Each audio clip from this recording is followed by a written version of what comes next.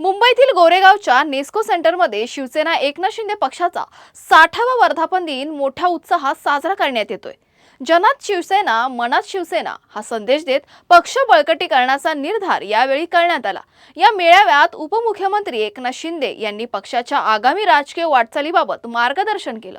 दरम्यान ठाकरे गटातील काही खासदार आणि पदाधिकारी शिंदे गटाच्या संपर्कात असल्याच्या चर्चांमुळे ऑपरेशन टायगरची ही राजकीय वर्तुळात जोरदार चर्चा रंगली आहे। याच पार्श्वभूमीवर आमचे प्रतिनिधी किरण जाधव यांनी शिवसेना नेत्या सायना एनसी यांच्याशी बातचीत केली आहे, पाहूयात। आज 60वा वर्धापन दिन आहे। माझ्यासोबत सायना एनसीचे मॅम, काय सांगाल? 60वा वर्धापन खूप उत्साह दिसतोय, खूप गर्दी दिसते।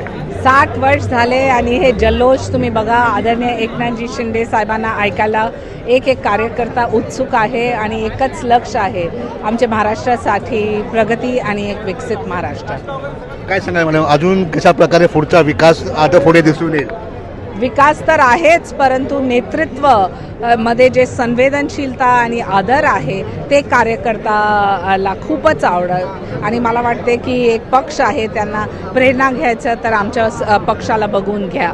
खासदारी आता 6 गेलेले आहेत तुमच्या पक्षात, त्याबद्दल काय सांगाल? काय टिप्पणी नाही करायचं, आम्हाला सकारात्मक राजकारण करायचं आणि त्याप्रमाणेच आपण पुढे जाऊ। हे होते सायना एनसीची कॅमेरामॅन दत्ता प्रसाद, किरण जाधव, आवाज इंडिया।